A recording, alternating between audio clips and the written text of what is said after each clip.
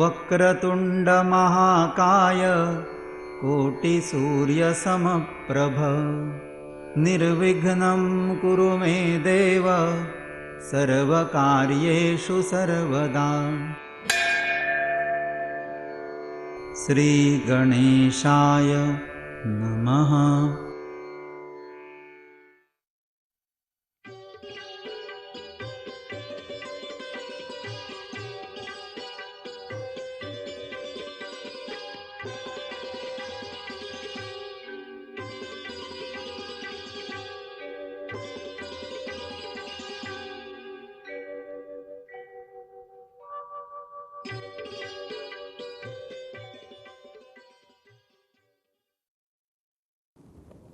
नमस्कार।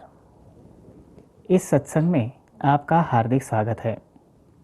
सत्संग आरंभ करने से पूर्व आइए सत्संग के उद्देश्य को सफल बनाने हेतु सद्गुरु वंदना करते हैं।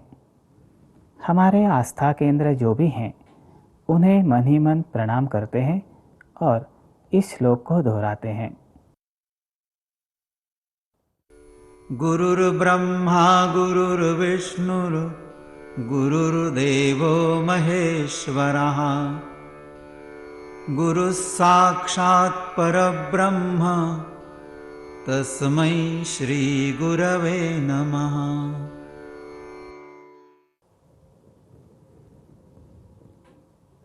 धार्मिक कृतियों का शास्त्र इस विषय से संबंधित विशेष सत्संग श्रृंखला के अंतर्गत हम देख रहे हैं श्रावण मास के त्यौहार।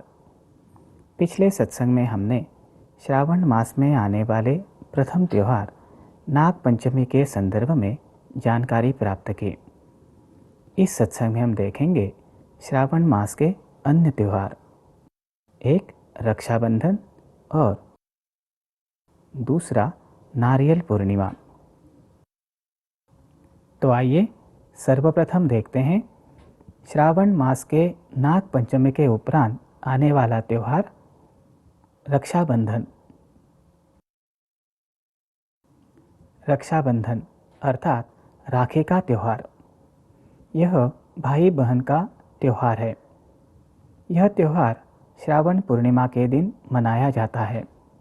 आइए सर्वप्रथम समझ लेते हैं रक्षाबंधन का आधारभूत शास्त्र। यह शास्त्र हम समझ लेते हैं सनातन की ईश्वरीय ज्ञान प्राप्त करती साधिका श्रीमती अंजलि गाडगिरी जी को प्राप्त ज्ञान पर आधारित एक चित्र द्वारा। श्रावण पूर्णिमा के दिन ब्रह्मांड में वेगवान यम तरंगें कार्यरत होती है। इन वेगवान तरंगों के आपस में घर्षण होने के कारण तेज कणों की निर्मिति होती है। इन तेज कणों का वायुमंडल में प्रक्षेपण होता है। वायुमंडल में भूमि के निकट भूमिकण होते हैं।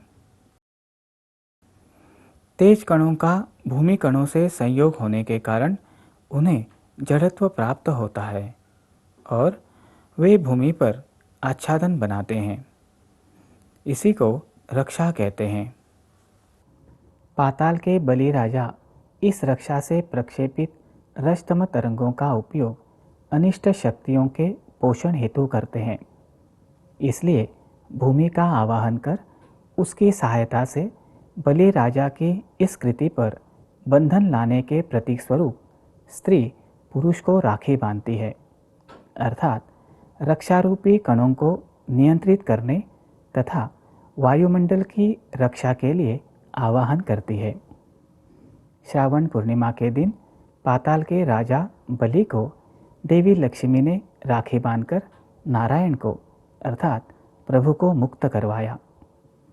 रक्षा बांधते समय की जाने वाली यह प्रार्थना हम समझ लेते हैं। येन बद्धो बलि राजा दानवेंद्रो महाबलः तेन त्वामपि बध्नामि रक्षे मां चल।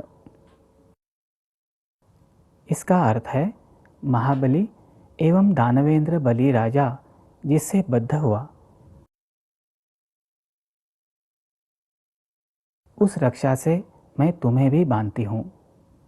हे राखी, तुम अडिग रहना। भविष्य पुराण में बताए अनुसार रक्षाबंधन यह मूलतः राजाओं के लिए होता था। अब यह त्यौहार सभी लोग मनाते हैं। रक्षाबंधन के दिन बहन भाई को राखी बांधती है। रक्षाबंधन के दिन की जाने वाली धार्मिक कृति समझने के लिए अब देखते हैं एक दृश्यपट। राखी बांधने हेतु भाई के बैठने के लिए पीढ़ा रखिए। इस पीढ़े के चारों ओर रंगोली बनाइए। अब भाई और बहन दोनों एक दूसरे की रक्षा के लिए देवताओं से प्रार्थना करें। बहन भाई को कुमकुम तिलक करें।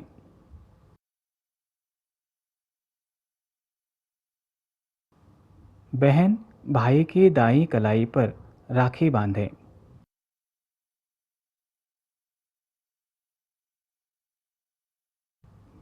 राखी बांधने के उपरांत बहन भाई का औक्षण करें। इसमें प्रथम सोने की अंगूठी एवं सुपारी से अर्धगोलाकार पद्धति से औक्षण करें।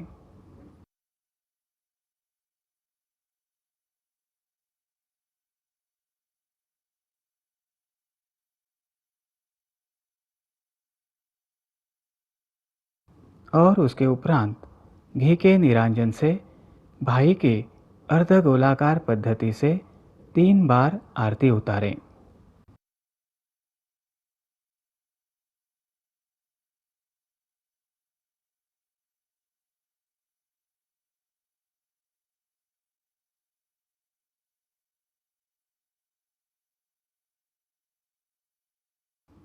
आरती उतारने के उपरांत भाई अपनी बहन को उपहार स्वरूप कुछ वस्तु दें।